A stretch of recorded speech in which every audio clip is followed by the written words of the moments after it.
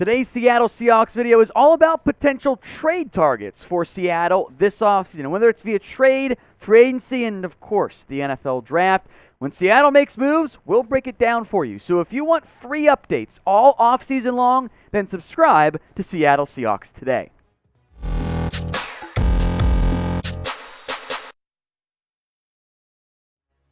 Welcome into today's video. I am Tom Downey. As promised, we're going to break down a whole bunch of potential trade targets for Seattle. First, a reminder on what I consider this team's top needs. Cornerback, you can go offensive line, tackle, center, and probably not guard, but O-line's a big area. Safety, if you don't retain Quandre Diggs. Tight end with your top two guys set to be free agents. And I'll also group both defensive line and edge together. Seattle might view edge as a bigger internal need. I would like a Premier 3 technique, as tough as it is to find those guys. Speaking of tough, the lack of draft capital does make trading a bit tricky for the Seahawks in terms of big-name premier players. But they have a second-round pick. They have future first-round draft selection. So if they really, really want a player, they can and would be able to find an impact addition via the trade market. So before we get to my list, I want you guys to name a player who you want Seattle to trade for this offseason. Let me know right now in the comments. We're going to begin with some corners to pursue. Remember, DJ Reed and Sidney Jones are both free agents. Now, you could retain them, which I'm all for. If you don't, if you lose one or both of them, that grouping gets thin beyond Trey Brown at outside corner. So first up is the very big name, Xavien Howard, who we'll see what Miami does. He wanted a new deal last year. They put a Band-Aid on it. Brian Flores, is that a good thing or a bad thing for Howard? My guess is that he's too expensive, both via the cost of a trade and giving him a new contract, which the Seahawks would have to pay most of. The way his deal's structured, not a lot of money the Dolphins would have to eat. So Howard might be a bit pricey. A dark horse name, though, is James Bradberry, the current Giants corner who had a bit of a regression year in terms of getting beat, but still picked off 4 passes. Fits the typical, which has changed in the years, mold of Seahawks corners and could be available via trade if the Giants say, yeah, we're going to remodel this defense for the Wink Martindale scheme. The name I like the most here, probably Marcus Peters. The Ravens, he's coming off injury. The Ravens have other places they got to spend their money on. They save a bunch of money by moving on from Peters. And if you want a playmaker, a takeaway machine, that is Peters. 6 years in the NFL. He's got 31 interceptions. That's a fairly crazy level of production out of your corner. So I think the two names, one more coming up that I like the most in terms of realistic and affordable, are James Bradberry and Marcus Peters. So which one do you guys prefer? Type JB for James Bradberry or MP for Marcus Peters. Sound off for me in the comments section. We'll go back to Miami here. Noah Igbinoghene, the former first-round pick out of Auburn, who simply put, can't get on the field with the Dolphins. I think he'd be very affordable. I don't think it'd be that much difference of the John Reed trade Seattle pulled off. That's, I think, the lack of value Igbinoghene has at this point in his NFL career. Late day 3 pick. So if you want depth with some upside, could be a good name to keep an eye out for in Seattle. If you have not already, I am begging you at this point to subscribe to our Seahawks YouTube channel.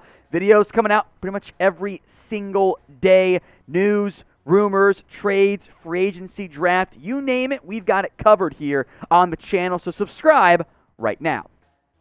Let's look now at the defensive line / edge grouping. I'm a big Poona Ford fan, but I want an interior pass rusher. I think there are some guys who could help them, and I do think Seattle's going to pursue edge additions. Maybe they don't retain Rasheem. Maybe give me your 3 technique. Make Green your 3 technique. I think that could work for you. Maybe Dunlap or Mayowa end up getting moved on from as well. So I am grouping the defensive line edges together. First up, Fletcher Cox. I don't know if Philly is down to move him, but I would call. There were whispers at the deadline that maybe Fletcher Cox could be on the move. Older player, expensive, but would, I think, solidify your interior pass rush. Grady Jarrett, another name here I thought was miscast in the Falcons' defensive scheme. Let him be a three-tech penetrator. I think that's his best role at this point in his NFL career. Expensive player. You would have to restructure his deal, but that would make it cheaper to acquire him via draft capital. I think a day 3 pick is what Grady Jarrett's worth at this point with his contract.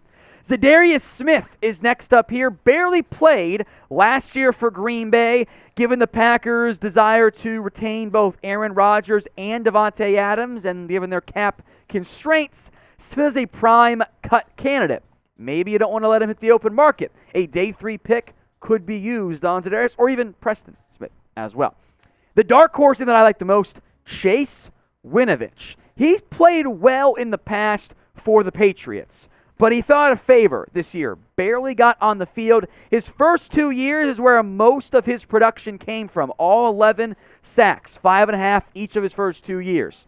Give him more playing time, I think that could work out with better production as it relates to Chase Winovich. And 11.3% pressure rate, that's good.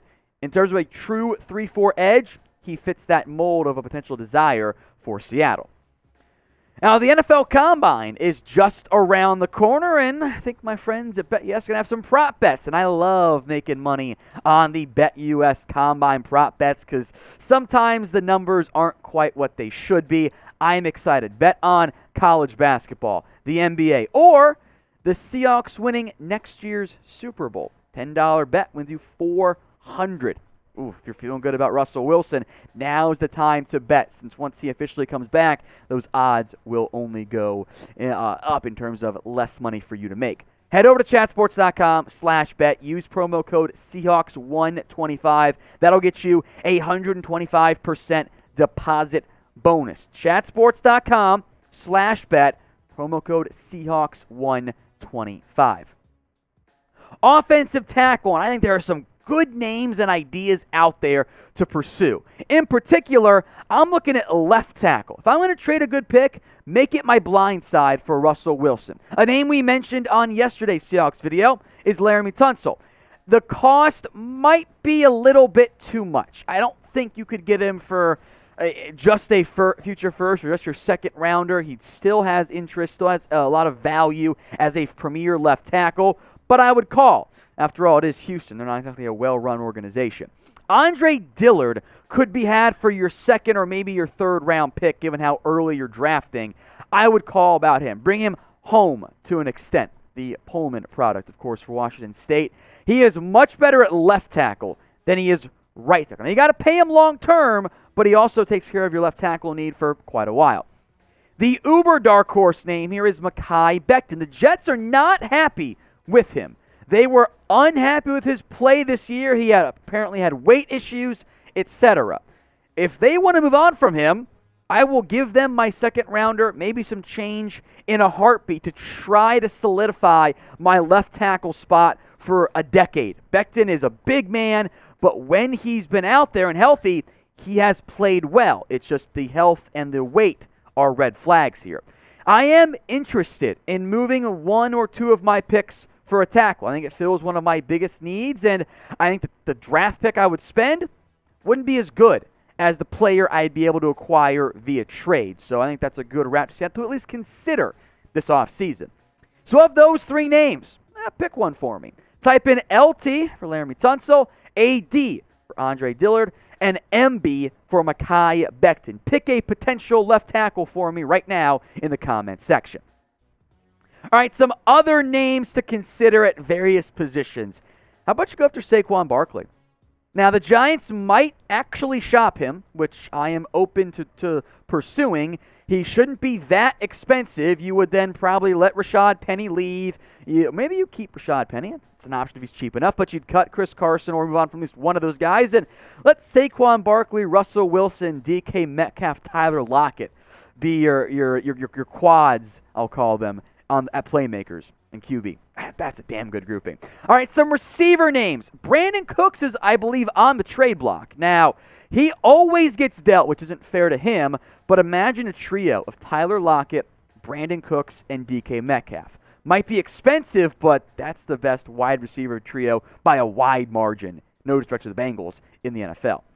N'Keal Harry, if you want to go cheaper at receiver, he's been a bust in New England, but for a day 3 pick, that's good competition for, Freddie Swain and maybe D. Eskridge as well.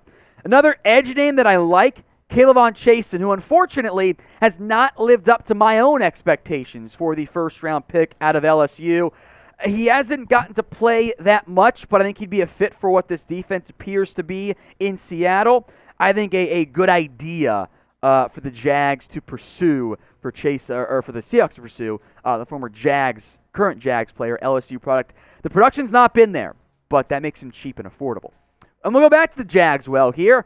Myles Jack. If for some reason you don't keep Bobby Wagner, which you should, Myles Jack is an intriguing name, expensive, but whatever you would save for Bobby Wagner, you could then give to Myles Jack. He's also younger on top of that. I want you now to name a Seahawks player who you want to trade for in the season. We asked you this earlier. We went through my list. Maybe you have another name you thought of along the way. Let me know in the comments section.